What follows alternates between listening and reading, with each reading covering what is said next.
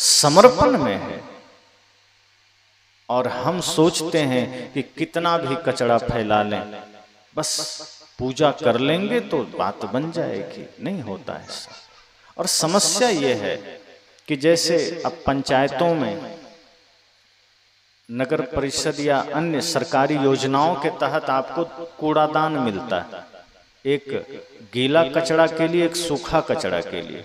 तो आदमी उसका प्रयोग करता है, आपके आसपास जो गंदगी है आप उसमें डाल देते हैं, जानते हैं ये कूड़ादान है, इसमें डाल देना है। लेकिन सामाजिक रूप से, व्यवहारिक रूप से बाहर जो कुछ भी गंदगी दिखती है, विचारों की गंदगी, उसे हम लेकर के अपने दिमाग में डाल लेते हैं। भाई उसके लिए भी एक कचरा पेटी रखो ना, बाहर डालो। आपका दिमाग कोई कूड़ादान थोड़े है जो किसी की बुराई देखी तो उसको दिमाग में डाल दिया, किसी के भीतर कोई गलत आचरण देखा उसको दिमाग में डाल दिया, रास्ते में जा रहे हैं कहीं गलत दृश्य देखा उसको दिमाग में डाल दिया, कोई गलत शब्द देखा उसे दिमाग में डाल दिया, गलत आचरण देखा उसे दिमाग में डाल दिया। अच्छाई अगर दिखे तो डालिए, बुराई दिखे तो वहीं त्याग दीजिए। लेकिन हम उल्टा करते हैं, अच्छाई दिखती है तो हम जल्दी याद भी नहीं रखते, अब बुराई दिख गई तो उसे दिल में उतार लेते हैं, सिर्फ मस्तिष्क में ही नहीं रखते। अगर आपको रास्ते में किसी ने गाली दे दी तो आप क्या करते? गाली अगर दे दी, आप सुन लिए, सुन करके इससे इधर निकाल दो दूसरे कान से, लेकिन ऐसा नहीं करते। अगर गाली दे दिया तो इधर से भी सुना, इधर से भी सुना, दोनों कान से सुना और दिल में उतार लिया। उल्टा करते। अच्छी बातें हम 2-2 घंटे 4-4 घंटे सुनते हैं। अब यहाँ सत्संग सुन रहे हैं और भी पहले सत्संग आपने सुना होगा, कोई आपको पूछ दे कि आपने 3 घंटे सत्संग सुना, क्या सुना? अगर 2 दिन बाद कोई पूछे तो आप कहेंगे सुना तो था, उतना ध्यान नहीं। पर अभी कोई पूछ दे कि आपको 20 साल पहले किसी चौराहे पर किसी ने गाली दी थी, याद है? का बिल्कुल याद है। हम कैसे भूल सकते हैं? वो आदमी को भूल सकते हैं? वो गाली दिया था, झगड़ा किया था, मतलब गाली याद है, झगड़ा याद है, किसी ने आपके साथ गलत किया वो याद है, पर कोई ज्ञान की बात आपको मिली वो याद नहीं है। हम अच्छी चीजें नकार देते हैं, हम अपने दिल और दिमाग को कूड़ादान बना दिए, इसलिए कचरा हम दिमाग में ले लेते हैं। इस वजह से हमारे भीतर विकृति पैदा होती है, हमारे भीतर विरोधाभास पैदा होता है। सदगुरु कहते हैं आप सबसे पहले अपने भीतर के विकारों को मिटाइए। हम मिटाते तो कम ही हैं। तीर्थ गए 3 जन, चित चंचल मन चोर, एको पाप न काटिया, लादिन मन 10 और। हम तो पाप काटने आए थे, अब काटे तो नहीं ऊपर से और पाप लाद लिए और समस्या हो गई। पाप मिटा तो नहीं पाए और धर लिए। हम अपने मन को निर्मल तो नहीं बना पाए और कचरा डाल दिए। सदगुरु कहते हैं ये अहंकार जब तक है समझो आप परमात्मा से दूर हैं। और प्रेम से बड़ा कोई शास्त्र भी नहीं है। अगर इसे आपने सही तरीके से जान लिया तो कोई शास्त्र पढ़ने की जरूरत नहीं, क्योंकि शास्त्रों में भी प्रेम की ही चर्चा है। अगर हमने शास्त्र पढ़े तो वहां भी यही है कि आप कैसे अपने भीतर उस शाश्वत प्रेम को जागृत कर सकते हैं। सत्य से बड़ा कोई दर्शन नहीं है। अगर आपने सत्य को जागृत कर लिया तो फिर समझना कि शास्त्रों में भी उन्हीं सत्य की चर्चा है। पर हम प्रेम के शास्त्र कहां पढ़ते हैं? प्रेम की चर्चा करते हैं, प्रेम के रूपों के बारे में हम सुनते सुनाते हैं कि कृष्ण का प्रेम है, ये बुद्ध की करुणा है, ये मीरा का प्रेम है। लेकिन हम तो उसी कचरा में जीते हैं, हम तो उसी स्वार्थ में जीते हैं। हम कहानियां सुनते हैं कि माता सबरी भक्ति में लीन रहती थी। राम जी द्वार पर आए तो राम जी ने माता सबरी से कहा कि कुछ चाहिए? माता सबरी ने कहा कुछ नहीं चाहिए। राम जी ने कहा मेरा आना व्यर्थ नहीं हो सकता, कुछ तो मांग लो। माता सबरी ने कहा प्रभु आपका दर्शन मिल गया और क्या चाहिए?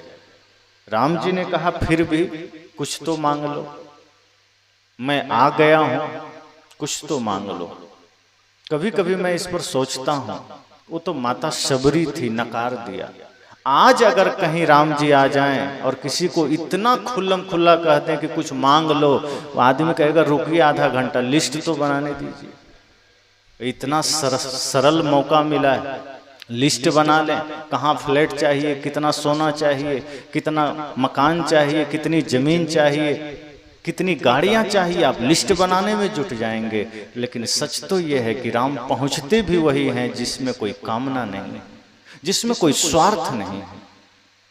हम सुनते हैं, पढ़ते हैं प्रेम की चर्चा, भक्ति की चर्चा, सत्य की चर्चा, फिर भी तो हम कचड़ा में लगे हैं। हमारा प्रेम भी ऐसा है कि तुम दो तो हम देंगे, शर्तों पर आधारित है। हमारा सत्य भी ऐसा है कि तुम सत्य दो तो हम देंगे, बाकी हम तो अपना विकारों में जीते रहेंगे, हम तो आडंबर और पाखंड में जीते रहेंगे। हमने अपने कर्मों को सुधारा नहीं है, हमने बाहर से कुछ कुछ चीजों को लपेट लिया है। जैसे दिया बढ़िया सुंदर है लेकिन उसकी ज्योति बुझी हुई है, वो दिया किसी काम का नहीं है, चाहे वो सोने का क्यों ना हो। लेकिन मिट्टी का भी दिया है और अगर उसमें ज्योति जल रही है वो अंधेरे को दूर कर सकता है। इसी तरह से हम बाह्य आडंबर कितना ओढ़ रखे हैं, हमारे पास बाहरी व्यवस्थाएं कितनी है, हम कितना शास्त्र पढ़े हैं, ये महत्वपूर्ण नहीं है। हमारी चेतना जगी है या नहीं, हमारे भीतर प्रेम का दिया प्रज्वलित हुआ है या नहीं, हमारे भीतर सत्य का दीप जला है या नहीं, ये महत्वपूर्ण है। और अगर सत्य का दीप हमारा जल गया, हमारे भीतर भक्ति का दीप जल उठा, हमारे भीतर प्रेम का दीप जल उठा, तो शबरी के झोपड़ी में भी राम का आगमन हो जाता है। और यदि सोने की लंका में बैठे हों और अगर हमारी भक्ति की दीप हमारे भक्ति का दिया बुझा हुआ है, तो राम का आगमन तो होता है, लेकिन धनुष बाण लेकर प्रहार करने के लिए, आशीर्वाद देने के लिए नहीं होता। राम आते तो हैं लेकिन उस आसुरी शक्ति को नष्ट करने के लिए आज हमने भी अपने जीवन में आसुरी प्रवृत्तियों का ही कचरा इकट्ठा कर रखा है। इसलिए सदगुरु कहते हैं तुम प्रेम को जानो। प्रेम ऐसा है जहां विकार अगर साइड में खड़ा है तो प्रेम तुमसे विदा हो जाएगा। अगर तुम ये चाहोगे कि हम स्वार्थ में जी करके प्रेम को हासिल कर लें, तो ये समझना कि ये बिल्कुल दो तरफ की बात हो गई कि दिन में ही तुम रात्रि चाह रहे हो या रात्रि में ही दिन चाह रहे हो। जहां काम तहां राम नहीं, जहां राम तहां काम, तुलसी दो होत नहीं रवि रजनी एक ठाम। जहां कामना है, जहां काम है, जहां वासना है, वहां राम की उपस्थिति नहीं हो सकती। जहां प्रेम है वहां सारे विकार को नष्ट होना पड़ता है। और हम सोचते हैं विकार भी रहे, हम सोचते हैं कचरा भी रहे, स्वार्थ भी रहे, वासना भी रहे और हम प्रेमी भी बन जाएं। साहब कहते हैं ये संभव नहीं है, ये मुश्किल है। इसलिए तो सदगुरु ने अपने दोहों में कहा है कि पोथी पढ़े पढ़े जगमुआ पंडित भया न कोई, ढाई आखर प्रेम का पढ़े सो पंडित हो। उस ढाई अक्षर के प्रेम को मीरा ने पढ़ा, वो पंडित हो गई। सबरी ने पढ़ा, वो पंडित हो गई। सदगुरु कहते हैं जिसने प्रेम को जाना वो पंडित हो गया। और अगर तुमने सिर्फ शास्त्रों को पढ़ा है तो तुम पंडित नहीं हो। शास्त्र पढ़ने मात्र से पंडित नहीं हो सकते। अगर तुमने सत्य को पढ़ा, तुमने प्रेम को पढ़ा, तुमने भक्ति को पढ़ा, तो फिर तुम कहीं भी जन्म लोगे तुम पंडित हो जाओगे। प्रहलाद राक्षस कुल में जन्म लिए, उसने सत्य को पढ़ा, भक्ति को पढ़ा, उपासना को पढ़ा, प्रेम को पढ़ा, वो पंडित हो गए।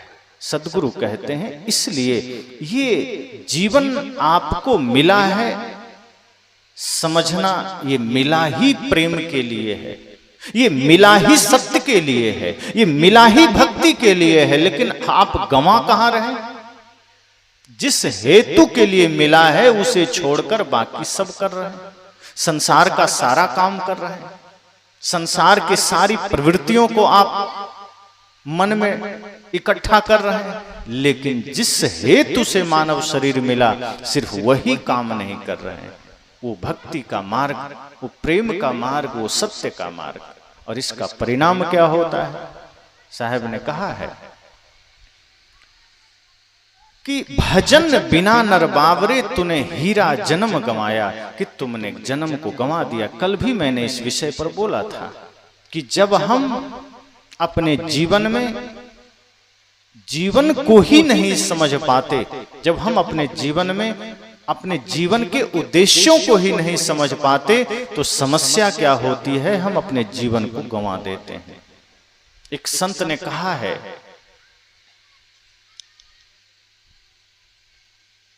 वह राह अकेले कटती है, वहां नहीं कोई साथ चले, उस पार न जाने क्या पाए, उस पार न जाने क्या पाए, इस पार तो सब कुछ हार चले। लो अपना जहां दुनिया वालों, हम इस दुनिया को छोड़ चले। जो रिश्ते नाते जोड़े थे, जो रिश्ते नाते जोड़े थे, वो रिश्ते नाते तोड़ चले। लो अपना जहां दुनिया वालों, हम इस दुनिया को छोड़ चले। इस भजन की जो अंतिम पंक्ति है, इसमें क्या कहा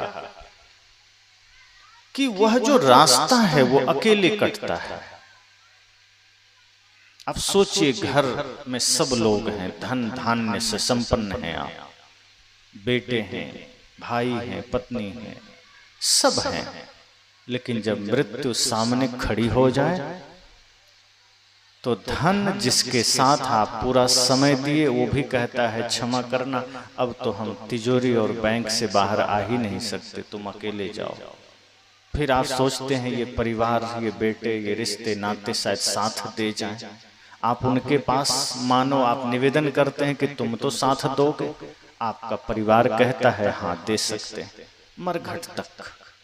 मरघट तक पहुंचा देंगे, उसके आगे की यात्रा तुम्हें खुद तय करनी है। क्षमा करना, मरघट से आगे हम नहीं जा सकते। धन तो कहा कि हम मरघट भी नहीं जा सकते, जिसके लिए हम ज्यादा प्राण गंवाते हैं।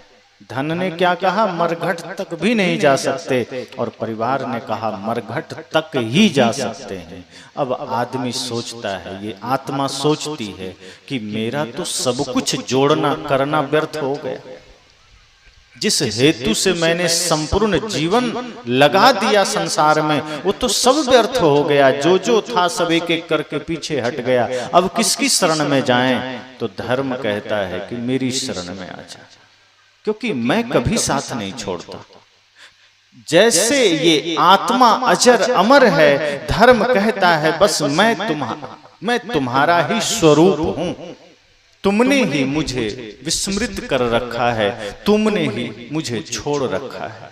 वरना तुम अगर गहराई से देखो तो मैं तुम्हारा ही स्वरूप हूं।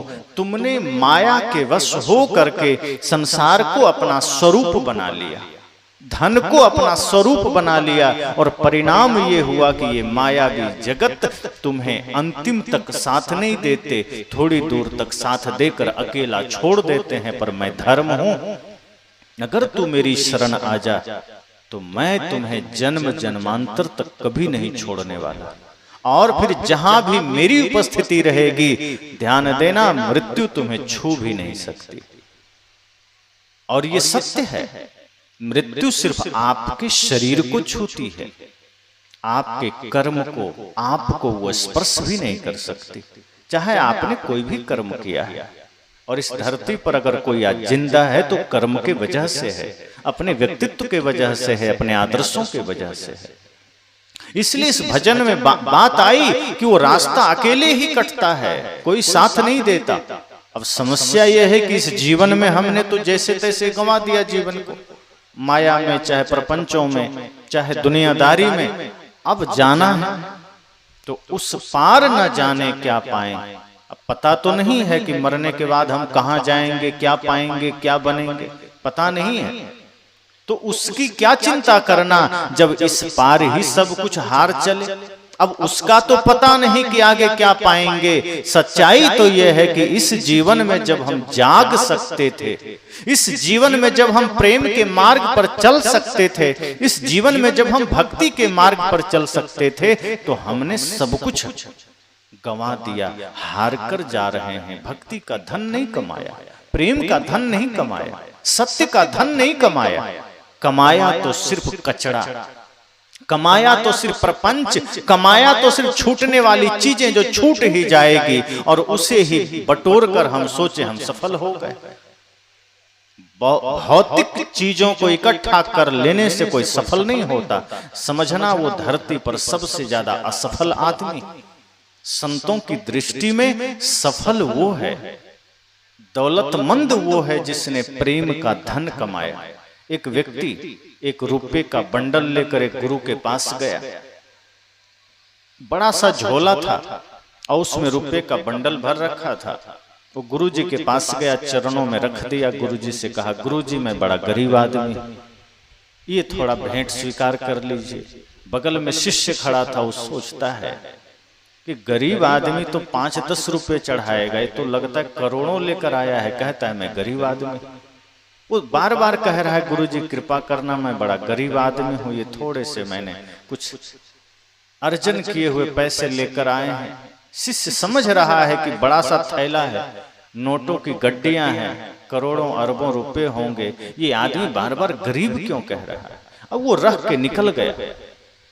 गुरुजी से कहा, गुरुजी ये आदमी कुछ समझ में नहीं आया, ये बार बार गरीबी गरीबी की बात कर रहा है, ये तो बड़ा अमीर मालूम पड़ता है। गुरुजी ने कहा कि तुम मेरे शिष्य होकर भी उसके भाव को नहीं समझ सके और गरीबी अमीरी के भाव को नहीं समझ सके। उसने दौलत की अमीरी को, रुपए की अमीरी को देखा है और उस अमीरी ने इसे सिर्फ पीड़ा दी है, दुख दिया है। इसलिए इसने इतना जान लिया है कि बाहर का धन, बाहर का सोना चांदी मेरे पास था, लेकिन मैं सुकून में नहीं था, मैं शांति में नहीं था, इसलिए मैं गरीब ही रह गया। हे प्रभु कृपा करना कि अब मुझ में अमीरी आ जाए, और वो अमीरी गुरु की कृपा से भक्ति के द्वारा आ सकती है, ध्यान के द्वारा आ सकती है, प्रेम के द्वारा आ सकती है। इसलिए इस आदमी के पास दौलत तो है, लेकिन ये गरीब है, क्योंकि इस दौलत का इसने कभी धर्म के लिए उपयोग नहीं किया। दौलत हो, आप उस दौलत को अगर अपने लिए और समाज सेवा के लिए, गुरु संत की सेवा के लिए, राष्ट्र की सेवा के लिए समर्पित कर रहे हैं, तो समझना आपने भौतिक का भी सदुपयोग धर्म के लिए किया, फिर धन भी आपके धर्म का कारण बन जाएगा। गुरु ने कहा, और इसके जीवन में तो न भौतिक सेवा रही और न आध्यात्मिक कोई पूंजी है, ये बिल्कुल गरीब है। और जिसके हृदय में प्रेम नहीं वो गरीब ही तो है, जिसके भीतर करुणा नहीं वो गरीब ही तो है। संत ने कहा, जिसके हृदय में भक्ति नहीं वो गरीब ही तो है। और जिसने प्रेम का धन पा लिया, जिसने सत्य का धन पा लिया, उसमें अमीरी आ गई। फिर उससे बड़ा अमीर दूसरा कोई नहीं है, क्योंकि वो धन कोई छीन नहीं सकता। तब सदगुरु ने कहा कि प्रेम अगर जीवन में आपने जाना तो समझना आप धनी हो गए, आप शास्त्रज्ञ हो गए, आप ज्ञानी हो गए। अगर प्रेम ही ना जाना तो बाहर की जानकारियां तो फिर मात्र जानकारियां हैं, उसे आप ज्ञान नहीं कह सकते। ज्ञान वही सार्थक है जो प्रेम के मार्ग पर ले जाए, ज्ञान वही सार्थक है जो भक्ति के मार्ग पर ले जाए। और यदि ज्ञान ही अहंकार का कारण बन जाए, फिर उसे ज्ञान नहीं कहते, उसे जानकारियां कहते हैं। जैसे बहुत से लोग हैं जो तमाम तरह के ग्रंथ पढ़ लिए, 10, 20, 50, 100 की संख्या में, आप जो पूछिए सब बता देगा, लेकिन जैसे ही आप कहेंगे कि आपसे थोड़ी त्रुटि हुई है, वो आंख फाड़ कर देखेगा कि हमसे बोल रहा है, हम इतने बड़े शास्त्रज्ञ, हम इतने बड़े ज्ञानी, हमसे त्रुटि हो सकती है। अहंकार तुरंत आड़े आ जाता है। मतलब ज्ञान तो है पर वहां अहंकार खड़ा है, मतलब वहां ज्ञान है ही नहीं, सिर्फ शब्दों की जानकारी है। जहां ज्ञान खड़ा होगा आप देखेंगे वहां विनम्रता खड़ी होगी। अगर किसी ने कह दिया तो अगर सच में वो ज्ञानी है हाथ जोड़ लेगा कि हो सकता है त्रुटि हो गई होगी। जहां देखिए कि अगर कोई श्रेष्ठ ज्ञानी है उसका लक्षण क्या है, उसमें विनम्रता होगी। आम के सीजन में पेड़ में जब आम के फल लगते हैं डालियां झुक जाती है, ऊपर फेंक उठ थोड़े जाती है, जैसे ही फल लगा डाली झुक जाती है। मतलब यह है कि जिसके भीतर ज्ञान का फल लगेगा वो झुक जाता है। और इसका परिचय कदम कदम पर श्री राम ने दिया, श्री कृष्ण ने दिया।